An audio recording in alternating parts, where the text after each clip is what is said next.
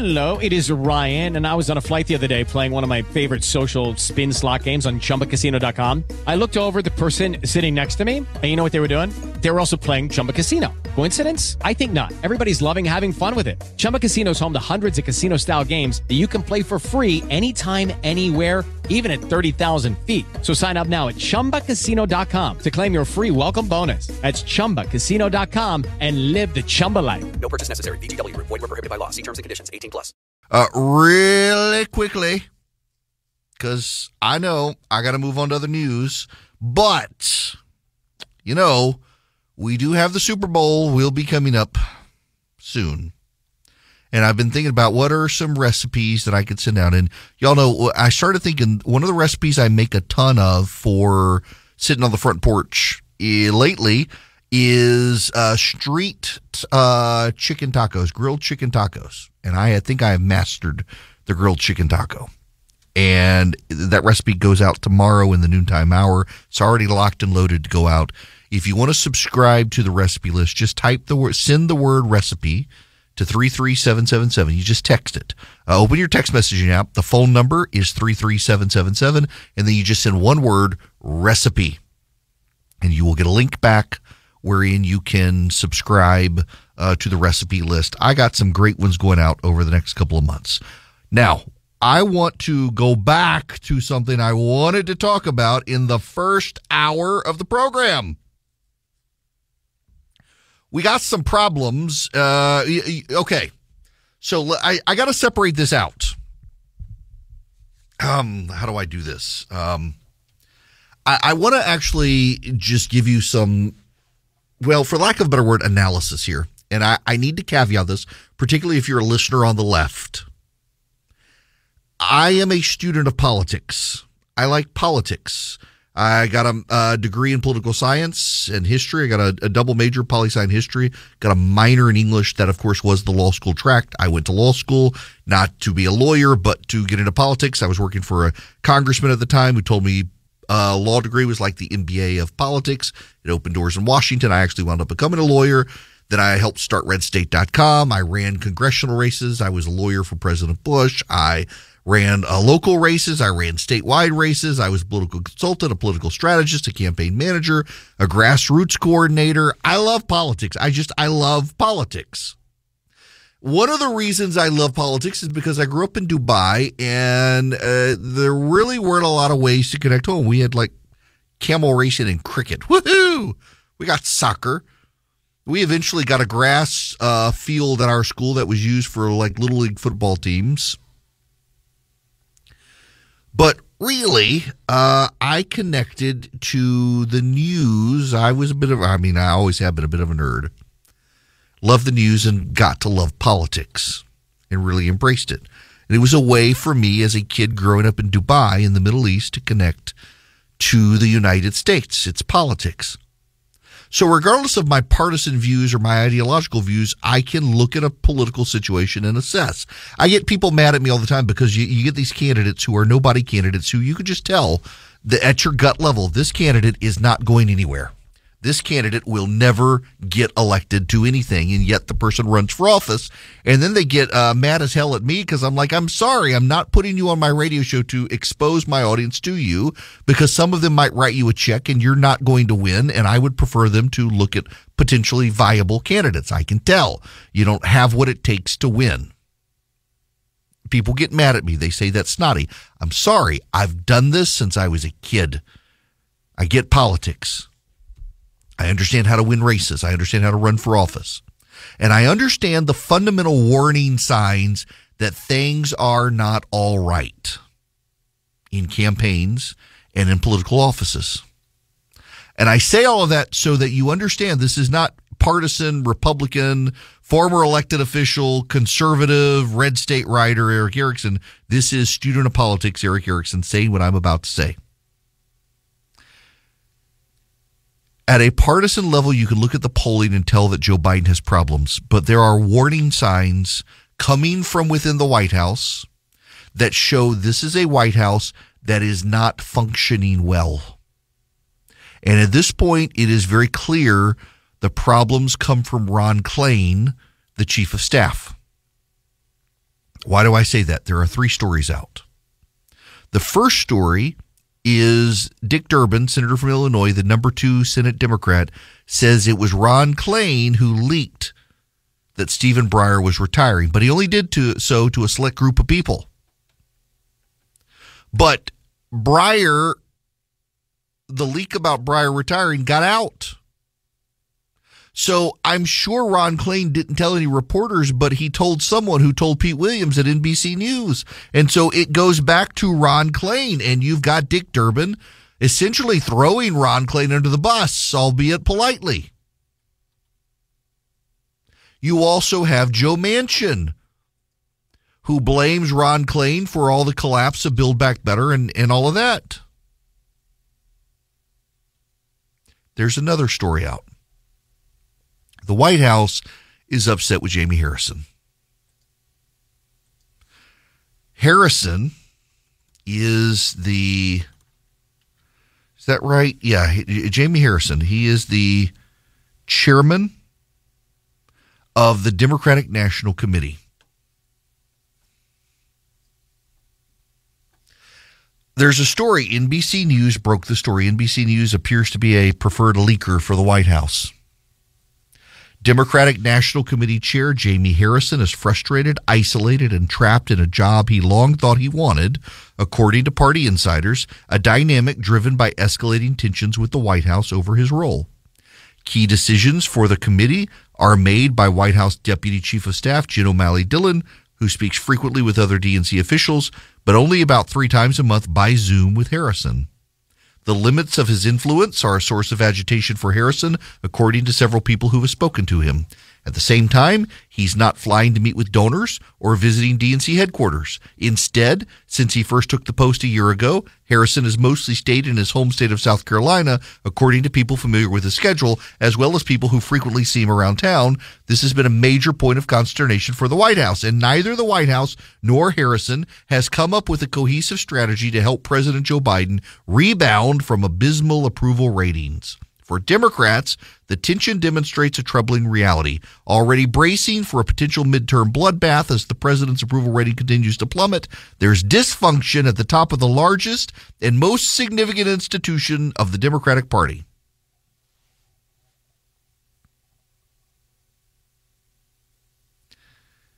The White House set up this story to blame Jamie Harrison. Now, you need to understand who Jamie Harrison is because it's important. I've got a lot of friends from South Carolina who are Republicans, who are highly involved in the Republican Party, and they all genuinely, at a personal level, like this guy. All of them, all of my Republican friends in South Carolina say he's a good dude, family man, good head on his shoulders, good Christian, but he's in over his head here. And why? Because Jamie Harrison ran a campaign for senator in South Carolina and raised tens of millions of dollars to lose to Lindsey Graham. But for a time, he and the Democrats thought he could get it close. Even some Republicans for a time thought he could get it close. I remember about a month before the election, some panicked Republicans thinking Lindsey Graham could lose to a Democrat in South Carolina. The polling's terrible. Well, we now know how accurate the polling was. I never thought Lindsey was going to lose. But a lot of people wondered, and a lot of people poured money into Harrison's campaign, and the result is that that money did not go to other close races. And Harrison, the race was not close. Harrison got trounced by Graham, and the money spent on Harrison could have gone elsewhere, but Harrison became a symbol. They forgot how badly he did. And instead, Harrison and others were able to spin it and say, hey, you got to win in states like South Carolina to take the Democrats back into real power. You need people like me. And so they put him in charge of the DNC. But you should know that when a president is an incumbent inside the White House, really, it's the White House that rules the roost. That's why George W. Bush put Ken Melman in charge of the White House, or in charge of the RNC for a while, because Melman was a trusted operator from Bushland, And he and Karl Rove had collaborated together on the campaign.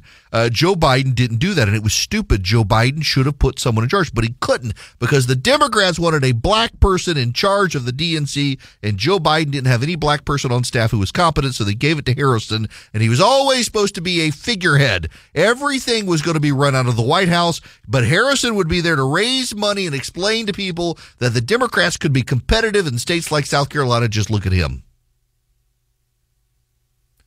But now Ron Clay needs to blame someone. So he's throwing Harrison under the bus. Throw the black man under the bus. Clay's got to save himself.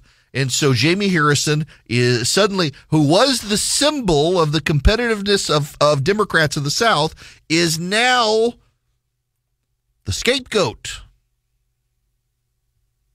And then there's Becerra, the Secretary of Health and Human Services. Becerra had been he had been in California. He was the Attorney General. That's right. He was the Attorney General in California, replaced Kamala Harris. And then they sent him up to, he was a member of Congress. When Kamala Harris ran for the Senate, he ran for her spot. And now he's the Secretary of Health and Human Services. What you need to understand about Xavier Becerra is that the only reason, and I'm not making this up, this is not partisanship, this is the truth, the only reason Xavier Becerra was put into that position is because he is a major proponent of killing babies. He loves him some abortion. And Becerra aggressively prosecuted pro-lifers in California and tried to change the law to benefit Planned Parenthood. And Planned Parenthood put all of their muscle into getting Becerra in as Secretary of Health and Human Services to undo all of the things Donald Trump had done against Planned Parenthood and abortion. That's the only reason he was named Secretary of Health and Human Services. And now the Biden administration needs a scapegoat on COVID. So reports are leaking out that Becerra is not a very good manager. He's not very good at dealing with the COVID task force. He's very aloof. He doesn't ask questions. It's his fault. His fault, not Ron Clay, not the White House. The White House needs a scapegoat. It's not good for the White House that Becerra is there. This is the White House headline, Washington Post. The White House frustrations grow over Health Chief Becerra's handling of pandemic. White House officials have grown so frustrated with top health official Xavier Becerra as the pandemic rages on that they've openly mused about who might be better at the job, although political considerations have stopped them from taking steps to replace him, officials involved in the discussion said. Top White House officials have had an uneasy relationship with Becerra, the Health and Human Services Secretary, since early in President Biden's term, but their dissatisfaction has escalated in recent months as the Omicron variant has sickened millions of Americans in a fifth pandemic wave amid confusing and sometimes conflicting messages from top healthcare officials. They're throwing Becerra under the bus now. They've got to, because Ron Clay wants to keep his job. And then there's a third story. Harris to Supreme Court chatter opens window into Dems' deepest fears. The vice president isn't going to be nominated to the high court, but some Dems can't stop talking about it. Why? Because she's a disaster as vice president. Some of the Democrats who raised the possibility of Harris to the Supreme Court, including somebody Owen here, William Owen, said they did so in admiration for Harris's background as a prosecutor and senator, particularly her sharp questioning of Brett Kavanaugh. But most of them expressed a different consideration, reflecting the intense skepticism within some parts of the party about Harris's ability to win a presidential race if Biden doesn't run for re-election. A desire to open the field to other possible successors to a 79-year-old president. I don't care who you are. I don't care what your politics are. I don't care how partisan you are. These stories reflect a deep dysfunction in the White House. It is the White House who blessed Kamala Harris as vice president. It is the White House who blessed Jamie Harrison as DNC chair. And it is the White House who blessed Xavier Becerra as Secretary of Health and Human Services. And it is the White House Chief of Staff that leaked the Stephen Breyer retirement sooner than Breyer wanted. And it is the White House Chief of Staff who angered Joe Manchin. The White House is in disarray. Ron Klain is clearly responsible for it. And he is desperate to find scapegoats before the election to prolong his job.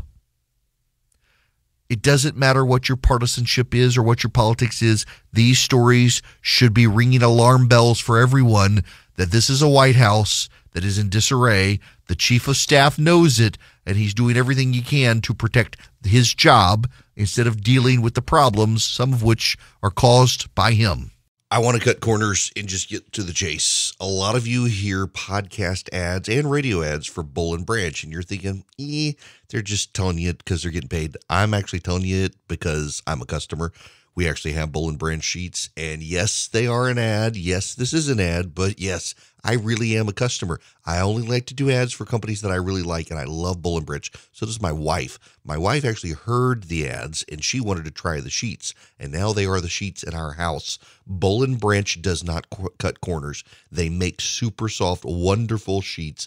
They use the softest organic cotton they can find. They get better with every wash. They soften and soften and soften, and they only use 100% sustainable raw materials.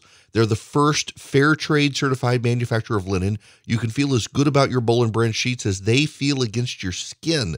They are so soft. They don't get too hot. They don't get too cold. They're just great, and every wash improves them.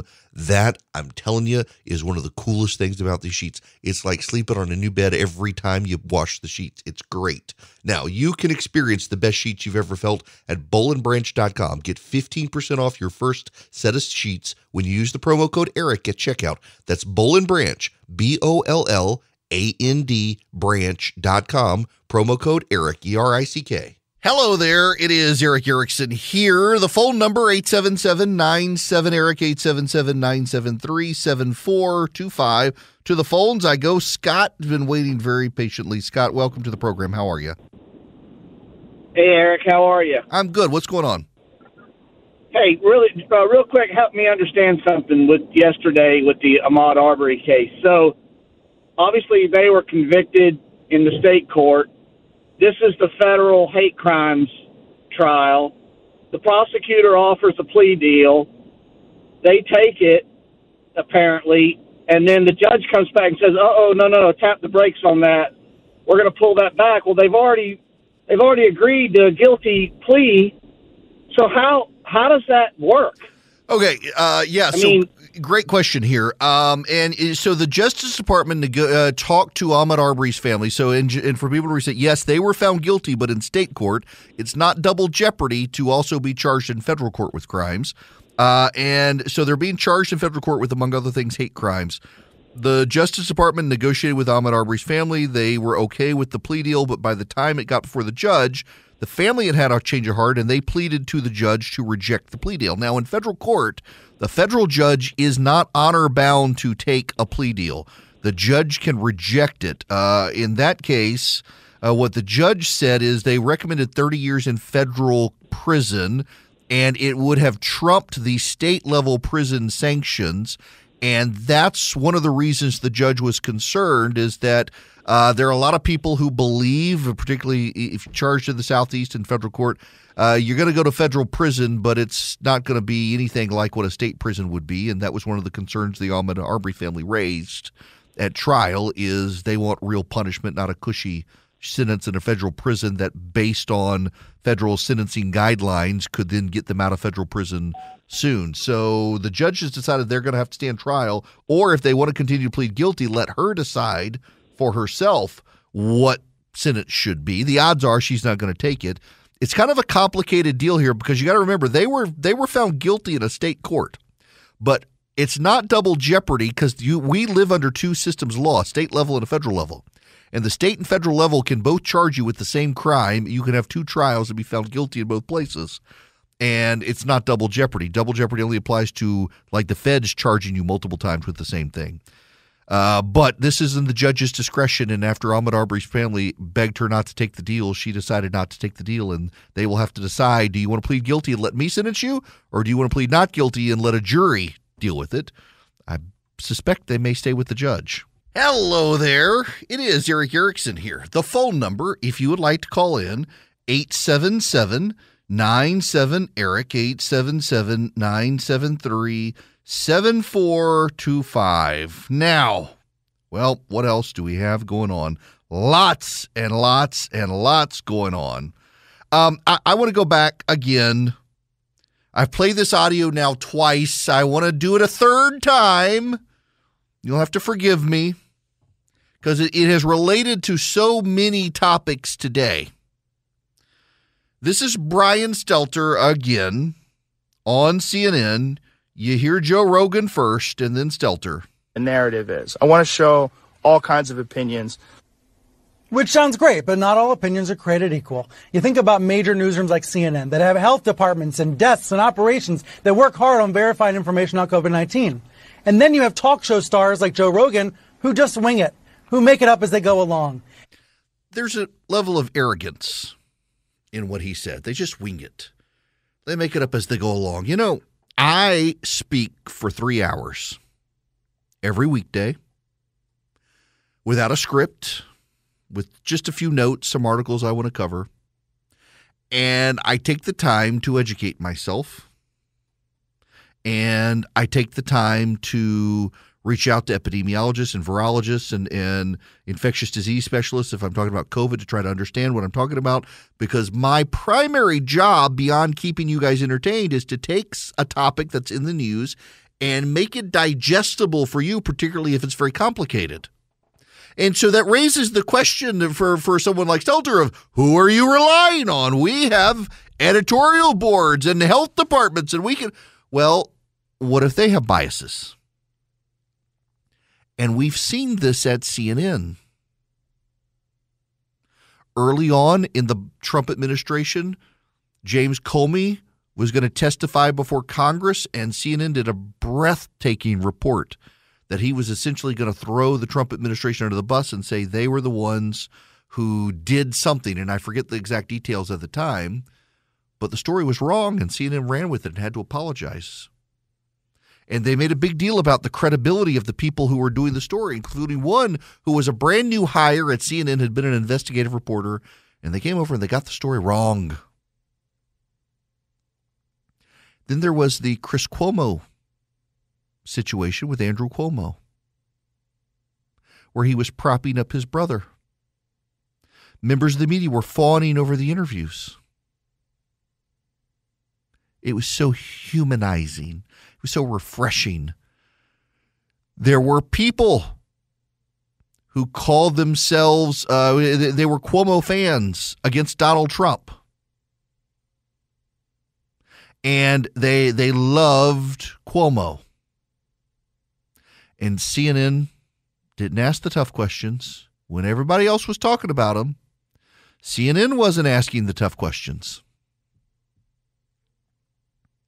And it turns out that Chris was complicit in covering things up with Andrew Cuomo. And it turns out that even after CNN told him to stop, Chris Cuomo was still helping his brother. And even that wasn't enough to fire him. It had to be the sexual harassment allegations out of ABC News as well that got him tossed. They were willing to just suspend him.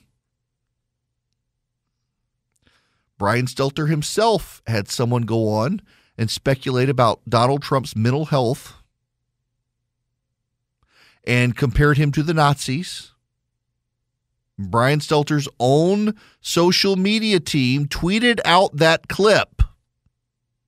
And when he was called out for it, he said, well, my IFB, my earpiece, had malfunctioned, and I didn't hear him say that. But his social media team tweeted it out. And then he was like, well, you know, that's not really how it operates. I don't oversee those clips. Someone else does. I don't even have approval. I've been in a situation at CNN where my IFB cut out on me at an inopportune moment, and I got blasted by my own side, no less, for not defending Mitt Romney's wife in the day. I was on television with Hillary Rosen, and she made some statement about Ann Romney not working outside the house. It kind of disparaged her for being a stay-at-home mom, or that's how it was taken. She really didn't mean it that way, but it was taken that way, and I understood how, and I didn't respond to it or even give her the opportunity to clarify because my IFB had cut out on me. That's the little earpiece you put in to hear the audio. So I understood that, but it just seemed highly coincidental that they pushed this clip out. No one else on the team seems to think a big deal about this guy comparing Donald Trump to the Nazis and extrapolating mental health issues and still, oh, well, I mean, I engaged in the conversation but didn't hear a word he said. And it's not just them. The New York Times staff got butthurt by Tom Cotton, sitting senator in the United States, writing an op-ed suggesting the National Guard be deployed to stamp out the rioting that's happening in the country. Now, they want the National Guard deployed in this country to go after the COVID truthers. But they didn't want them going after the Black Lives Matter rioters who were burning down America. The New York Times employees got upset that a sitting senator of the United States was given access to the newspaper to share his views. They couldn't handle it. ABC News has George Stephanopoulos, who was going to be put up for a presidential debate, but he gave money to the Clinton Foundation. George Stephanopoulos worked for Bill Clinton. Gets prime seating at ABC News. More Americans get their news from ABC News than from any other news source. But Dana Perino at Fox, my gosh, how dare they put someone who was a press secretary for George W. Bush there? Brian Williams was the anchor at NBC's Nightly News. Made up a story about himself.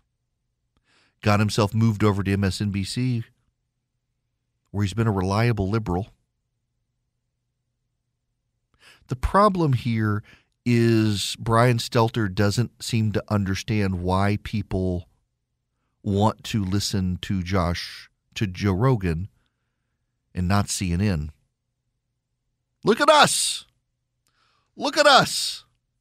We have all of these tools. We have all of these research facilities. We have all of the editors. We fact check. We reference. Why would they go with Rogan?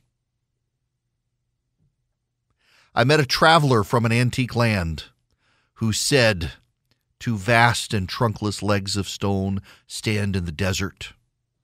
Near them on the sand, half sunk, a shattered visage lies, whose frown and wrinkled lip and sneer of cold command tell that its sculptor well those passions read which yet survive. Stamped on these lifeless things, the hand that mocked them and the heart that fed. And on the pedestal these works appear. My name is Ozymandias, King of Kings. Look on my works, ye mighty, and despair. Nothing beside remains. Round the decay of that colossal wreck, boundless and bare, the lone and level sands stretch far away." It's Percy Shelley's Ozymandias. I love that sonnet. The picture there is of Ozymandias, the King of Kings, who demands you look on his works, ye mighty, in despair, and it's a ruin. It's a ruin half stuck out of the sand. The Sphinx buried in the sand. And you know, at the time, for a time, the Sphinx was buried, and the archaeologists slowly dug it out from under the sand.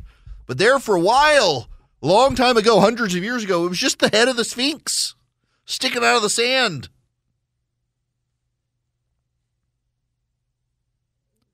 It's what the American media is becoming.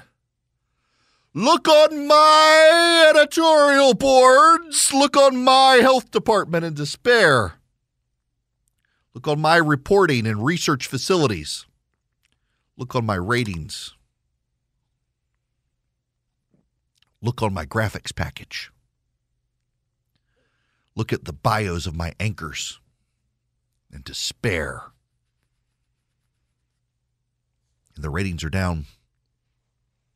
Viewership is down.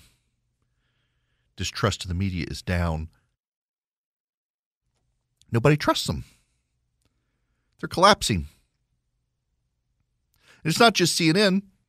The New York Times, during the Trump era, they were rushing out all of their stats on all their new subscribers. People were rushing to the New York Times. And the result is that the New York Times became captured by its audience.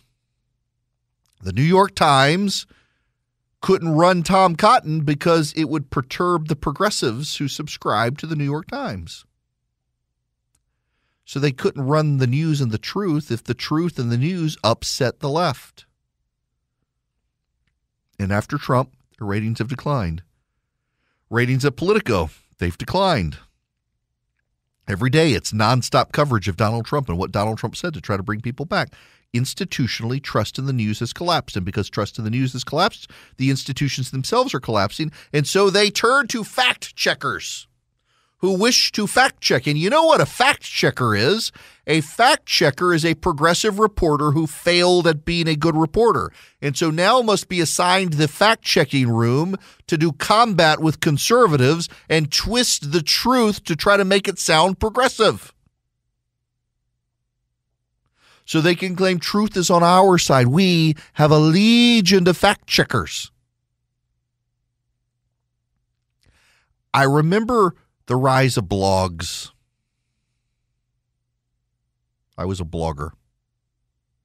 You know who I give credit to for getting me into blogging? And I don't know that he knows that I give him credit. But Jonah Goldberg, he's at the Dispatch now. He used to be at National Review. When I was younger, when I was a bored lawyer, would be reading the National Review and stuff, I would write these emails to Jonah Goldberg, kind of like some people write me now. And one day he replied, he says, you know, there's this thing called a blog. You can get one for free off Blogspot. You should go do that. And I did. Started one. Got noticed by a group. Pulled me into Red State. It was the first right-wing community blog. And the New York Times wrote about us and others and said, you know, these bloggers, they don't have editors to edit them. They could get things wrong, and who would know?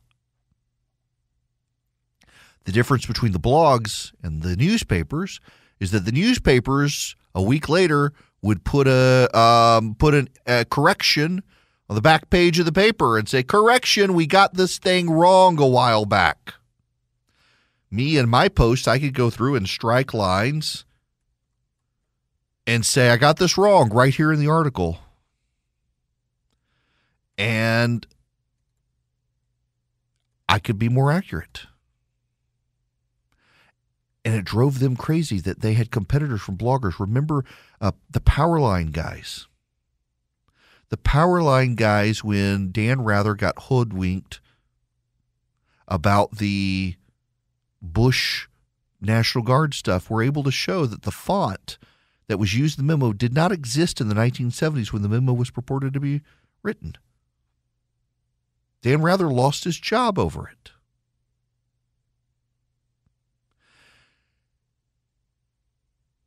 But he still refuses to admit it.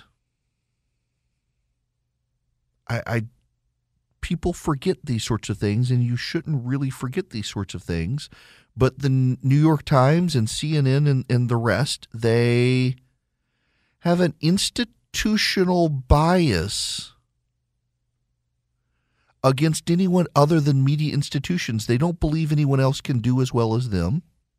And they're getting their clocks cleaned by the Joe Rogans of the world because you put your trust in that individual and you know he's not always going to get it right, but he's not going to try to willfully advance a narrative that misleads me to advance some cause I don't agree with. And so many people have lost their trust in the national media because the national media is so embedded within the bubble of the Democratic Party, and anything that doesn't fit that narrative, anything that disrupts that narrative has to be excluded from the story.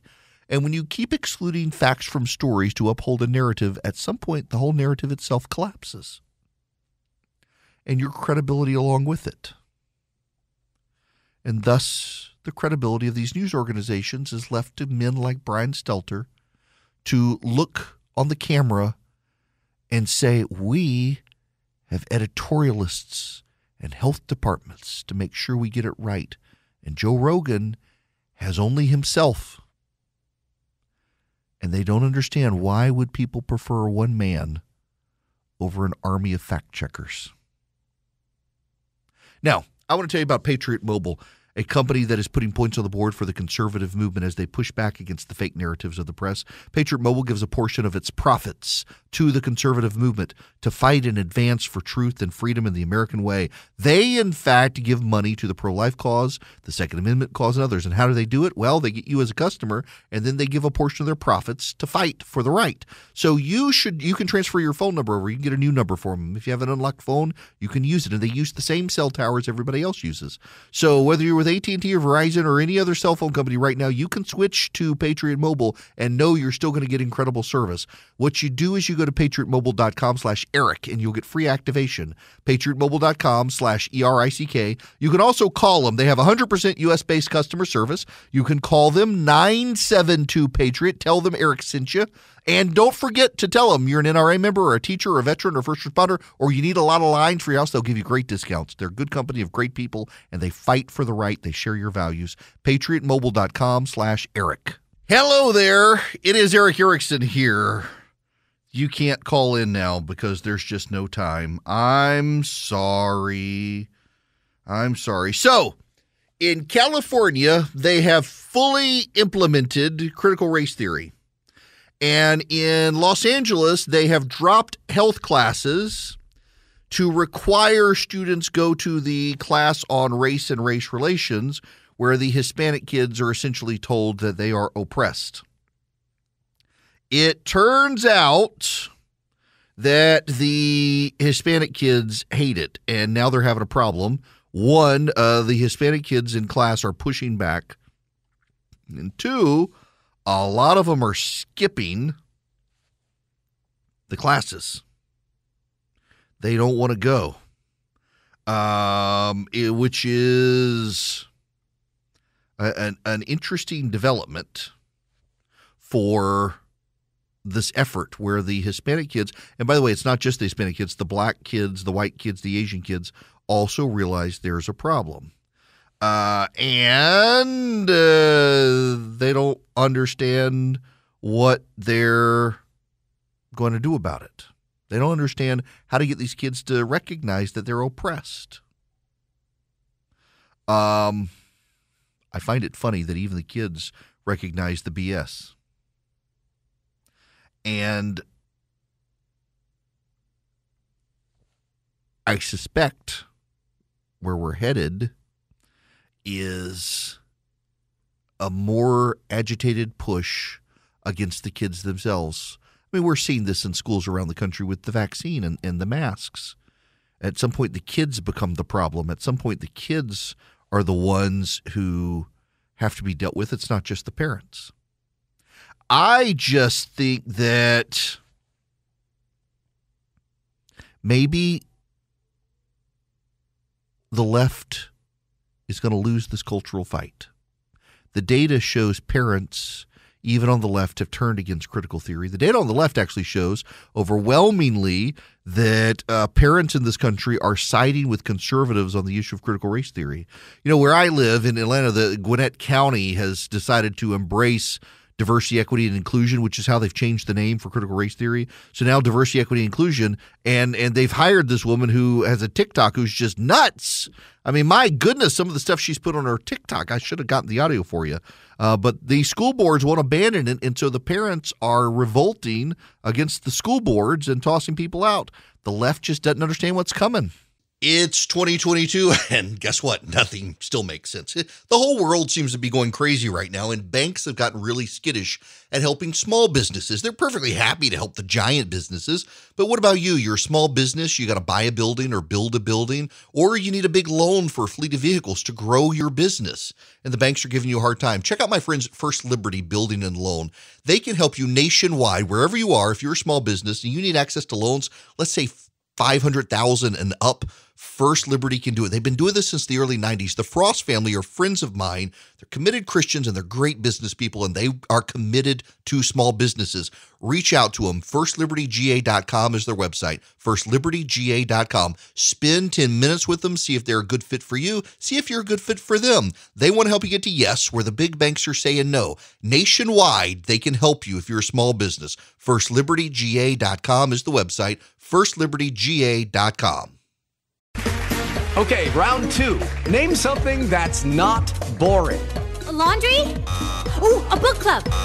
Computer solitaire, huh? Ah, sorry, we were looking for Chumba Casino. That's right, ChumbaCasino.com has over 100 casino-style games. Join today and play for free for your chance to redeem some serious prizes. ChumbaCasino.com. No purchase necessary. Void where prohibited by law. 18 plus terms and conditions apply. See website for details.